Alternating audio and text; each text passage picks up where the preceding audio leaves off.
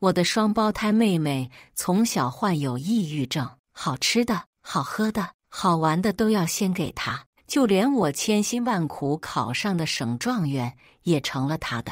她輕飄飄一句話就搶走了我本該屬於我的人生，而我卻因為找不到工作，在工地幹着最苦最累的活，被工地磚頭砸死的那天，我才知道妹妹的抑鬱症都是裝的。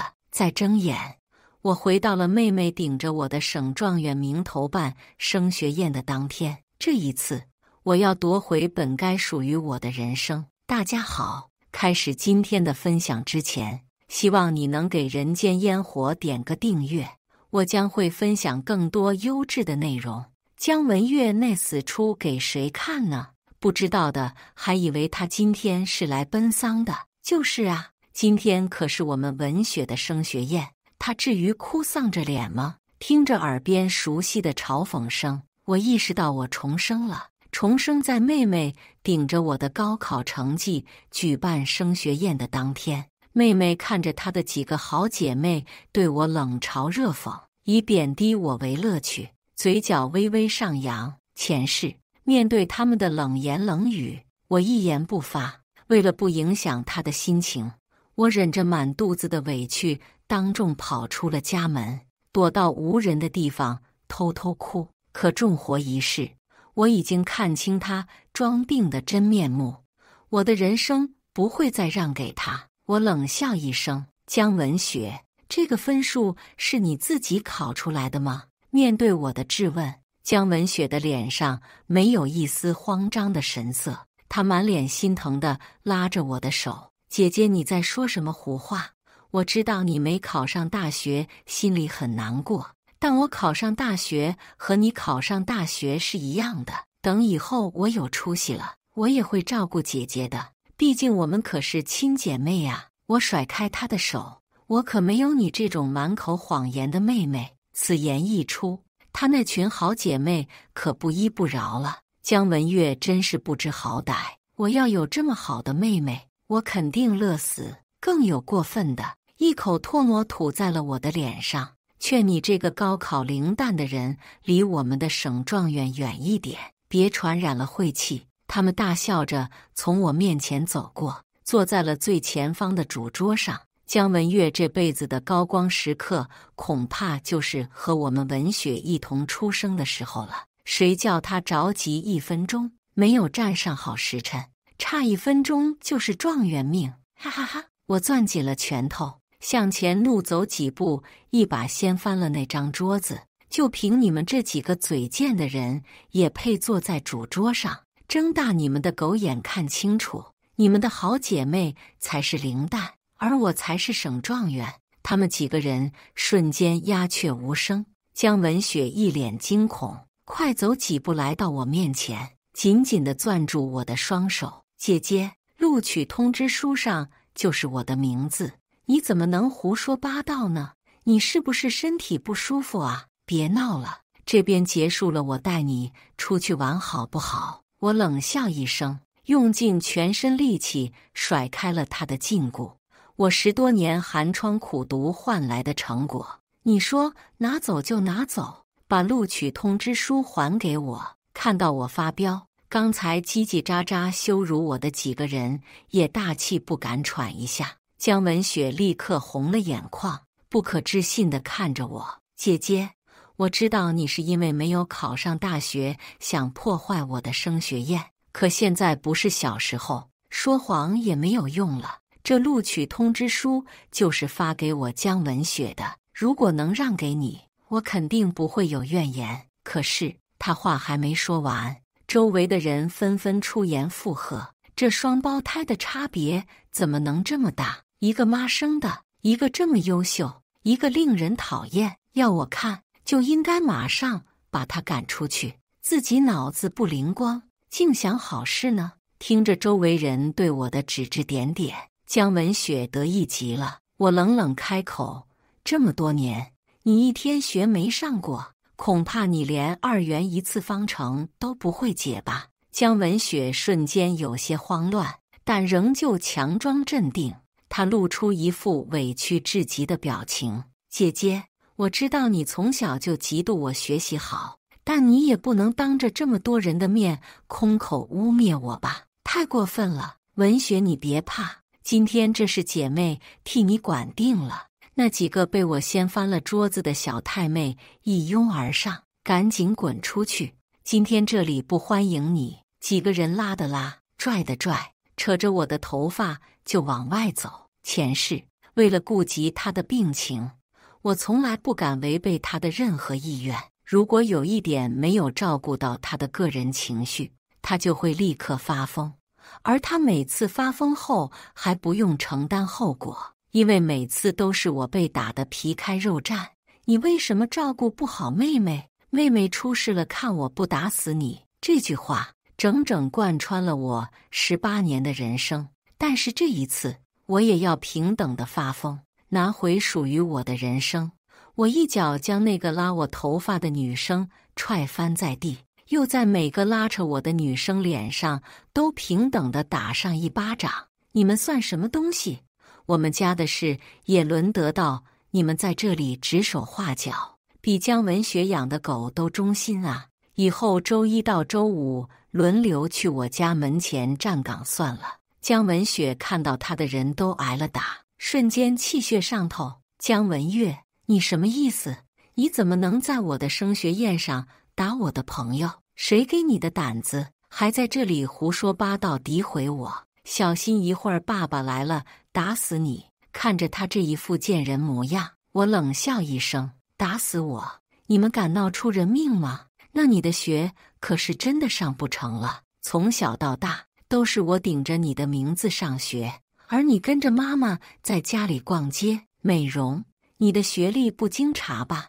你自己知道自己幾斤幾兩？姜文學理虧，立刻裝成一副柔弱小白花的樣子，開始抹眼淚。姜文月，你真是越來越討人厭了。她的幾個小姐妹見狀，趕緊跑過去安慰她。這時，人群中有人發出一聲驚呼：“快看，是學神白洛川！”眾人紛紛看向門口，眼裡都是崇拜的神色。白洛川是我們學校的校草學霸，也是上一屆的省狀元。前世他就是姜文月的舔狗，經常讓我幫忙遞情書。我冷眼看着剛從門外走進來的白洛川，一臉溫柔地把姜文學摟在懷裡。別怕，我來給你做主。你就是太善良了，才能被這種臭蟲欺負到頭上。這錄取通知是我陪你一起去取的，也是一起打開的。不知道怎麼現在就變成了姜文月的了。我看誰敢不要臉的來搶，一個滿嘴謊言的草包廢物。他想要就要，也不看看自己配不配。他不屑地瞥了我一眼，滿臉嘲諷。我和文學也不瞞着各位，我們在一起3年了，就等着他考上清北來找我。我們的愛情誓言就是文學的奮鬥目標，所以他能考上清北，早就在我意料之中。我和文學在一起3年，他有多少水平，我能不知道嗎？姜文雪滿眼感動地看着他，洛川哥哥，姐姐高考落榜，心情不佳，我可以理解她的，畢竟到時候我去了大學，姐姐卻只能一個人留在家裡，我想想都心疼。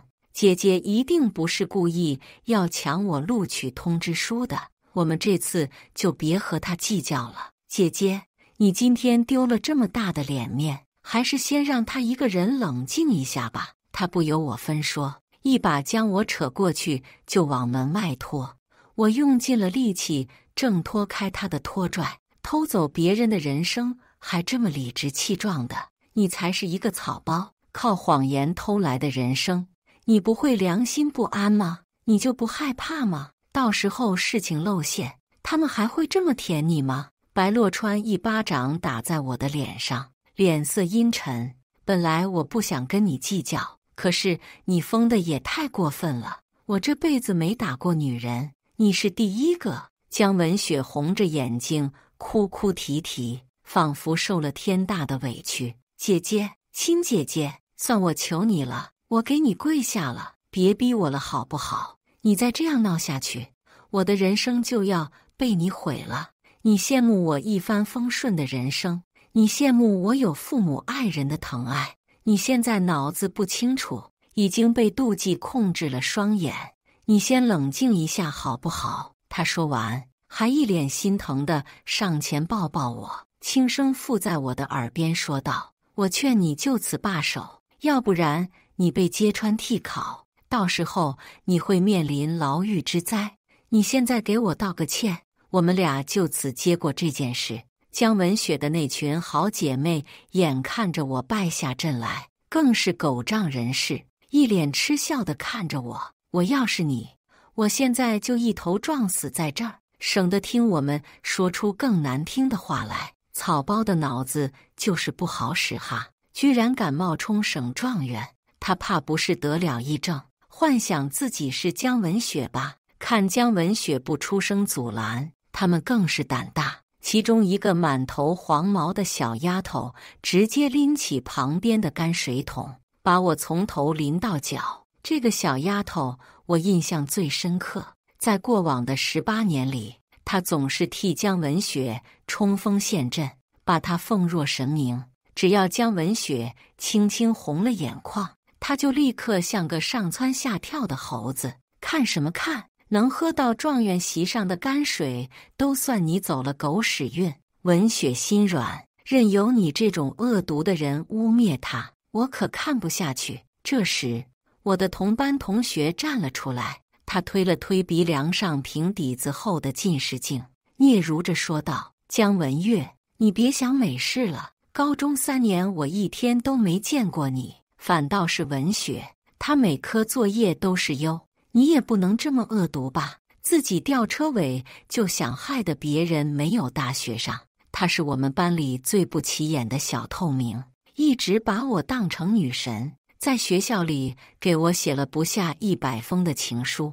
我不敢和學校裡的人有過多的牽扯，每天放了學我都要飛奔回家去照顧江文雪，而她每天都會在門口掐着秒表等我回來。如果比平時晚了1秒鐘，那我鐵定要吃一頓竹筍炒肉。每次我都要向江文雪講述我在學校做的所有事情，包括第幾節下課上了衛生間。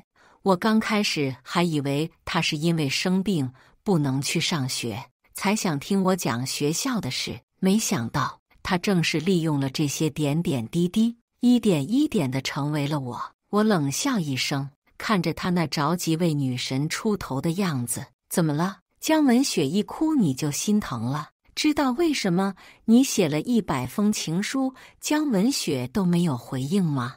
那是因為你喜歡了3年的女生根本不叫江文雪，她壓根沒見到過那些情書，怎麼給你回應呢？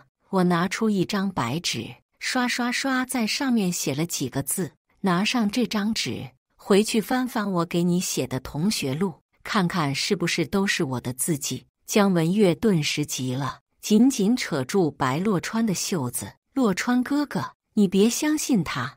我一直以為我的姐姐是最愛我的，可是沒想到她如今卻為了破壞我的升學宴歪曲事實。到底是誰歪曲事實？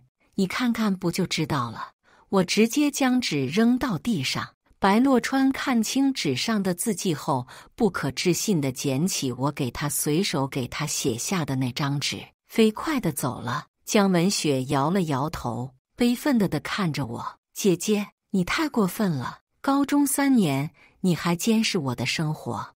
我看着他那入戲太深的模樣，只覺得給他說什麼都是白費了。我一把拿起桌子上的馬克筆，衝到門口，把省狀元江文雪升學宴改成了省狀元江文月升學宴。江文雪不可置信地瞪大了雙眼：姐姐，別一錯再錯了！你今天攪黃了我的升學宴，爸爸肯定不會放過你的。你改過來，我就當什麼事都沒發生過。我冷笑着看着他，我不僅要改，我還要奪回被你偷走的人生。我話還沒說完，就被一股巨大的衝力給踹飛2米遠。飛出去的時候，我就知道是我爸來給姜文雪撐腰了。小王八羔子，今天大好的日子，你給老子攪和了。你妹妹可是省狀元，我們老姜家的驕傲。看我嘴巴不給你打爛！我趴在地上，大口喘着粗氣，真疼啊，好像五臟六腑都被踹飛了一樣。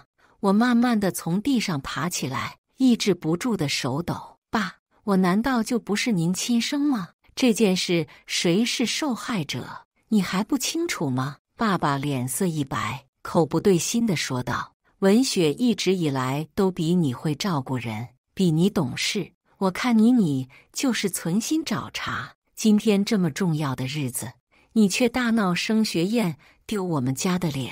你當我是死了嗎？我低頭看了一眼不爭氣的那隻手，抖什麼？期待什麼？明知道的不是嗎？我用盡全身力氣，賭上了最後的情分。咱打開天窗說亮話，這錄取通知書該給誰？我們兩個互相對視着，誰都不肯低頭。姜文雪小心翼翼地上前一步，拉了拉我爸的手。爸爸，我沒事的，只要姐姐能夠高興，這升學宴就當是給姐姐辦的。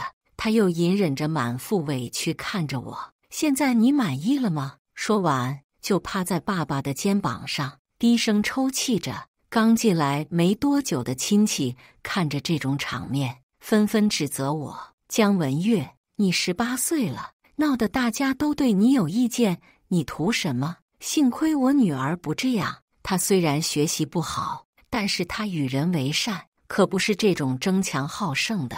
以後不准再和姜文月玩了，免得跟着她學壞。姜文月，別意氣用事，毀了你倆的姐妹情，打斷骨頭連着筋呢。爸爸長嘆了一口氣，一臉心疼地給姜文雪擦了擦眼淚。你放心，有爸在，誰也不能欺負你。姜文雪重重地點了點頭。只要爸爸知道我受了委屈，那別的我都可以不在乎。爸爸一臉動容，愛憐地拍了拍他的肩膀。好孩子，你受苦了。說罷，他抬起頭，一臉嫌惡地瞪着我。姜文月，你妹妹能有今天，都是她自己努力得來的結果。你整天在家裡鬼混，怎麼敢污衊文雪？還虧文雪有什麼好事都想着你，我怎麼能生出你這麼惡毒的女兒？今天這件事，我一定要還文雪一個清白。我狠狠地吐了口血沫在地上，苦笑着看着他。爸爸，你偏幫姜文雪的時候，有沒有那一瞬間，你有心疼過我一分？我也是你的女兒啊！我期待了18年，也失望了18年。今天，我姜文月必定要討回公道。看到我極致痛苦的樣子，爸爸眼睛裡劃過一絲動容，隨即他又斬釘截鐵地開口道：我以爸爸的身份作證，真正考上清北大學的是我的小女兒姜文雪。我作證，姜文雪的成績是假的。一個小老太太風風火火地闖了進來，手裡拿着一大把信件。我眼眶瞬間紅了，不可置信地看着門外。奶奶怎麼來了？她一進門便氣勢洶洶地朝着爸爸走了過來。姜偉，你大點聲再說一次，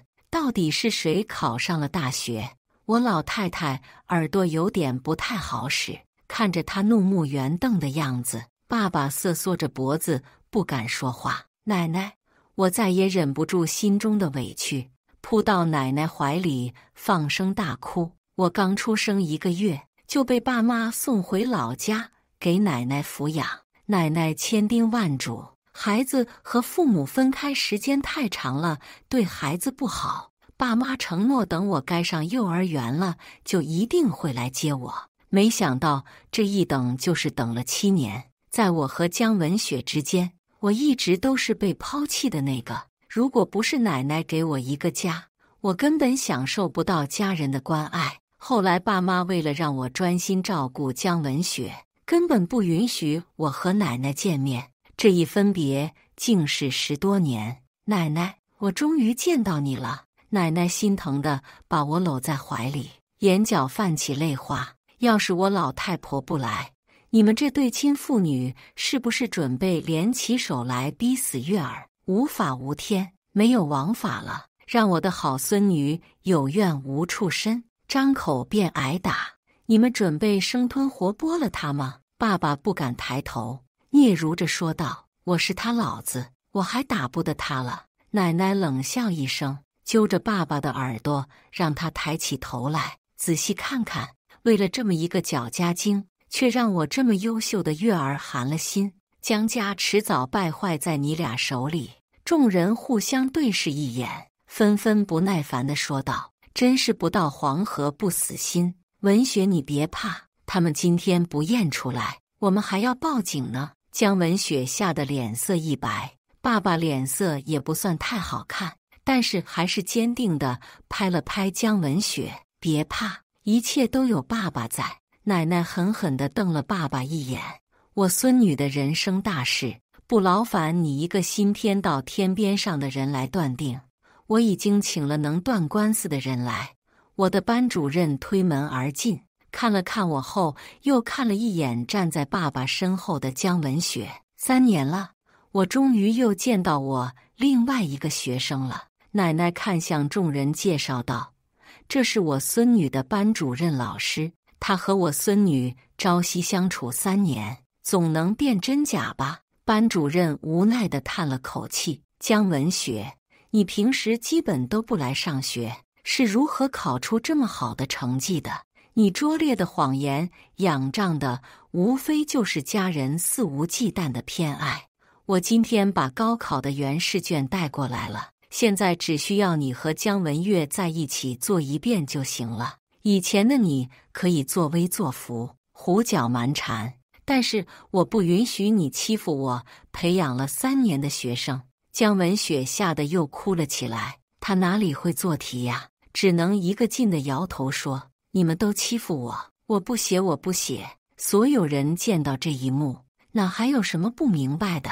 只不過是被已知的固有思想蒙蔽了雙眼，才會覺得我是騙子。今天這一幕真精彩呀！第一次見這麼大膽的人，切，背後有父母撐腰，他有什麼不敢的？江文月被他們壓榨了10幾年，一朝爆發，是他們太過分了。要不是他們2個長得一模一樣，我都要懷疑江文月是領養的。他作威作福10幾年，竊取別人的成績，這下夠他喝一壺的。要我是江文月這樣的父母親人，我可不敢要。聽着這些言論，他們幾個人的臉青一陣白一陣，比調色盤還精彩。老師一把將我拉過去，對着他們父女2人說道：“江文月這件事，我必定會為他討回公道。”爸爸嚇得急赤白臉的辯解：“還不是因為你的回來他得了病，我們也只能盡可能的多關心他。我們是親人啊，他是我的孩子，他得病了我不能不管啊。”江文雪的小姐妹趕緊幫腔：“對呀，他都生病了，你作為姐姐多照顧一點怎麼了？你一個正常人不會和病人計較吧？你以為我們文雪不想有正常的身體去上學嗎？還不都是你害的？你賠他一個錄取通知書怎麼了？”爸爸也急忙點頭：“對呀，你非要跟你妹妹過不去幹什麼？你應該去和外人爭。”我冷冷地開口：“他的抑鬱症就是裝的，他根本沒病。”這下全場鴉雀無聲，江文雪嚇得快要站不穩，慌張地拉着爸爸：“不是的，我沒有。爸爸，你相信我。”爸爸卻依舊一臉慈愛地說：“乖女兒，你別急，爸爸相信你。”我自嘲地笑了起來。這個世界上怎麼會有這麼偏心的父母呢？從此刻起，我對他們不會再抱有任何期望了。奶奶眼眶通紅地看着江文雪，咬牙切齒地說：“江文雪，你從小費盡心機利用你姐姐，你姐姐憑自己的本事考上的你都要搶，你太惡毒了。從今以後，江文月就跟着我了。至於你們這蛇鼠一窩的一家人，不要也罷。”我哭着看着奶奶，重重地點了點頭。我願意跟着你。從我被接回來的第1天，我就成了江文雪的保姆跟班。她像個大小姐一樣對我呼來喝去。爸媽他們只會叫我照顧妹妹，聽妹妹的話。他們說，如果不是我奪了妹妹的寵愛，妹妹根本不會得抑鬱症，這都是我欠她的。可是我根本沒有享受過被父母疼愛的滋味呀。奶奶滿眼淚花地摸着我的頭髮，月兒受苦了，奶奶做主讓你和他們斷絕關係，再不往來。爸爸把妹妹護在懷裡，朝着我吼道，真是反了天了，我才是一家之主，吃裡扒外還想着和我斷絕關係，只要我不同意給你辦復讀，你就別想繼續考。她是你的親妹妹，你就該幫她。她越說越覺得自己有道理，腰板瞬間挺直了。你今天要是同意把成績讓給文雪，不再追究此事，那我也可以原諒你。聽到爸爸這不要臉的言論，奶奶都被氣笑了。你小女兒考不上，那是她自己的事。她在父母身邊長大，享盡了疼愛，還無病呻吟，滿口謊言。不要道德綁架我的月兒，她還不配。爸爸氣得面色通紅，不敢對奶奶發脾氣，轉頭就把氣撒到了我身上。你這個不孝女，你今天是不是鐵了心要搞你妹妹？我冷哼一聲，斬釘截鐵地回答他，我不孝，我只是拿回屬於我的東西。他氣得指着我的鼻子，今天你奶奶給你撐腰，等過幾天你奶奶回去了，你別來求我，給你台階你不下，想回家可沒這麼容易了。說罷，差點一口氣上不來。江文雪嚇得趕緊給他拍着後背，爸爸你別生氣，這一切都是怪我，你別怪姐姐了。我知道姐姐不喜歡我，現在把你和姐姐的關係害成這樣，姐姐生氣也是應該的。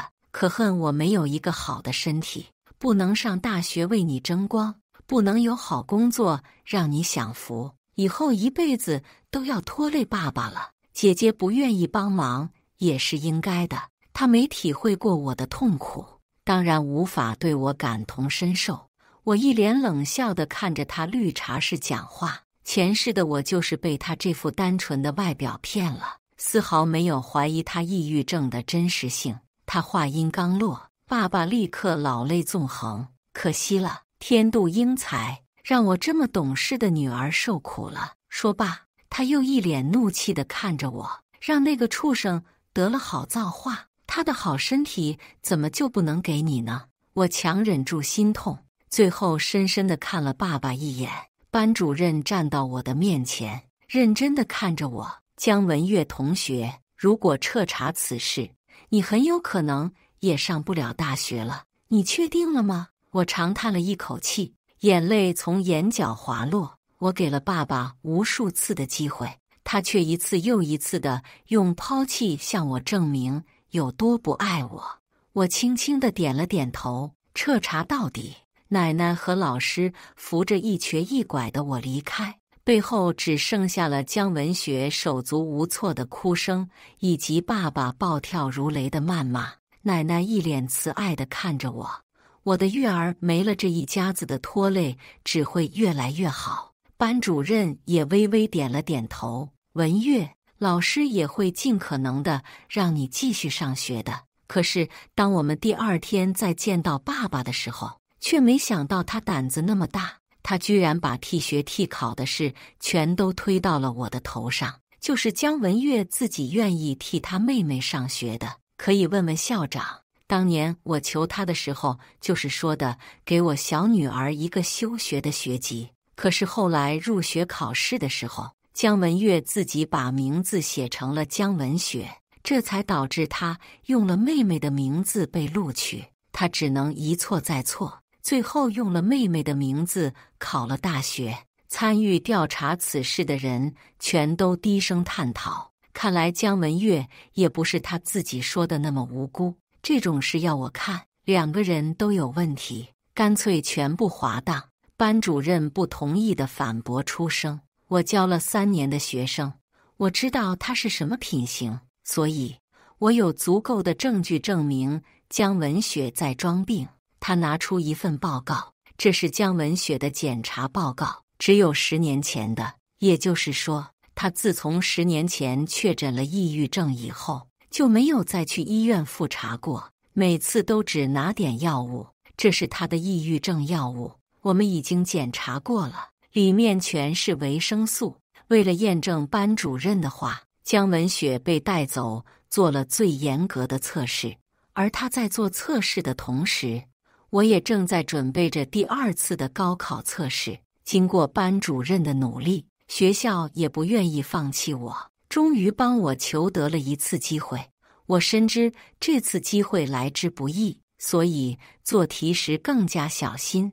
為了測試我的真實水平，這次的試卷比以往的難度整整高出1倍。當我靜心考試的時候，姜文雪那邊卻出事了。經過最權威的檢測以後，他們發現姜文雪根本就沒有精神類的疾病，現在沒有，以前更沒有。他受不了謊言被揭穿後從天堂跌入地獄的感覺，一怒之下從家裡跑了出去。當爸爸滿大街找他的時候，是順着記者一起找到他的。當時的他已經怒砸了5家金店，一邊砸口中還一邊振振有詞：“我有病，我想要，你們就得給我。”爸爸在門外哭喊着叫他的名字，他置之不理。砸完了以後，還拿出手機一頓狂拍，發朋友圈各種炫耀。這下真的是鐵證如山了。考試結束後，我坐在天台上看着熱搜裡的視頻，姜文雪對着爸爸瘋狂大笑：“你不是最愛我嗎？我要什麼你都會給我，那我要你把這些全都買下來送給我。”我嗤笑一聲，看着視頻裡瘋狂的他，真悲哀呀！一輩子都活在自己編織的夢境裡，都渴望別人對他毫無保留的愛，最後他只能用這種極端的方式去解決內心的問題。爸爸做完筆錄，並承諾一定賠償後，圍觀的人群才放過他們。他面色灰敗地遊蕩到校門口，看着站在前方的我，姜文雪還一臉焦急地扯着他的袖子：“爸爸，你說過你會疼愛我一輩子的，你可不能不管我呀！爸爸，我那個時候沒想到你們會把姐姐接回來，我就是不想和別人分享親人。我那個時候年紀很小，也不是刻意去害姐姐的。後來我也慢慢習慣了有姐姐的照顧，所以我才理所當然地向姐姐索取。”聽着她還在極力洗白自己，我勾唇一笑：“姜文雪，你真的像你嘴裡說的這麼無辜嗎？”聽到我這樣質問她，她的淚珠瞬間滑落。我就是想被所有人照顧、偏愛，我有這麼十惡不赦嗎？我冷笑一聲，天生的壞種還在演戲。我從書包裡拿出一支錄音筆，指着姜文雪說道：“今天我就讓大家看看你的廬山真面目。”我按下開關的那一瞬間，所有人都屏氣凝神。呸！虧我把姜文雪當寶貝一樣供着，就想着等她飛黃騰達了好帶我一把，沒想到這麼不中用。你們也聽說過一句話吧：物以類聚，人以群分。為什麼姜文雪能和我們這種小太妹交朋友？還不是我們就是一種人。對呀，在他的嘴裡，他那個姐姐蠢笨如豬，被他耍得團團轉。他裝精神病這麼多年，除了單純的不想上學之外，更是好吃懶做，想不勞而獲。他這個抑鬱症百試百靈，怎麼偏偏在最後關頭掉馬了呢？那還用說，把姜文月欺負狠了唄。你忘了姜文月從鄉下回來的第1年，他爸爸被小混混打了一頓，那就是姜文雪花錢安排的。就是看不慣他爸誇獎姜文月成績好，他本來就是這麼惡毒。姜文雪還故意藏起來，哭着說姜文月把他給扔了，因為這是姜文月差點被打死，回爐重造。反正他現在大學是沒指望了，不如賣姜文月一個人情。聽完這段錄音，在場的所有人都鴉雀無聲，只有爸爸一屁股坐在了地上。我疼愛了一輩子的小女兒，卻是蛇蠍心腸，小小年紀你就這樣歹毒，看不慣你姐姐就找人打我，我可是你親爸爸。江文雪嚇得也跪在地上，哭着喊着讓爸爸聽他解釋。爸爸一巴掌甩開他的胳膊，小心翼翼地看着我。文月啊，以前是爸爸被蒙蔽了雙眼，其實你剛回來那年，爸爸也是真心疼愛你的，也想彌補你，可是都被我這個歹毒之心的女兒毀了。說到此處，他雙眼含淚。我還記得當初你哭着趴在我的身上大喊着，不要打爸爸，不要打爸爸，我有錢，我把錢都給你们。但是他们充耳不聞，下手狠厉。小小的你趴在爸爸的頭上護着爸爸，等到我們父女二人被送到醫院的時候，你硬生生的被打斷了一條胳膊，要是爸爸沒記錯的話，就是右胳膊吧。我平靜地看了他一眼，沒事，都過去了，我早就不在乎了。他試探地問道，那能不能給爸爸一個機會，讓爸爸用餘生來彌補你？我輕輕蹙眉，不耐煩地看着他，你的女兒另有他人，別再糾纏我了。我們的父女情分早就在你將我用斷手考下的成績拱手讓人的時候就已經盡了。我跟着老師住到了他的職工宿舍，靜靜等待着最終的結果。